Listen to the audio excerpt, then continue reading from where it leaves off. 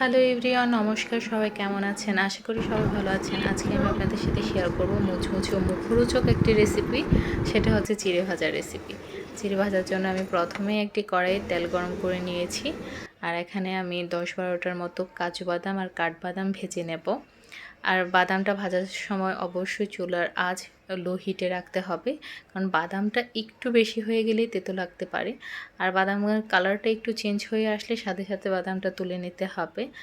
আর আমি এখানে চিনে বাদাম ভেজে নেব। সাধারণত এটা সবার বাসায় থাকে। 2 মিনিটের মতো চিনে বাদামটা ভেজে এখানে আমি 1 কাপ পরিমাণ চিরা দিয়ে দিয়েছি। সেমভাবে চিরাটাকেও নেড়ে চেড়ে ভেজে তুলে নেব।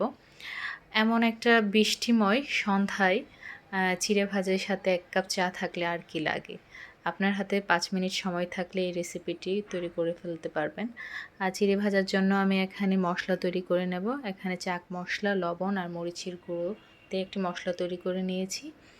আর ভাজা জিরাটা আমি একটি বলে বাদাম চিড়ে আর সাথে তৈরি করা মশলাটা 1 চা চামচ করে দিয়ে ভালোভাবে নেড়ে চেড়ে মিশিয়ে নিতে হবে। আর অবশ্যই চিড়াটা গরম থাকতেই মিশিয়ে নেবেন।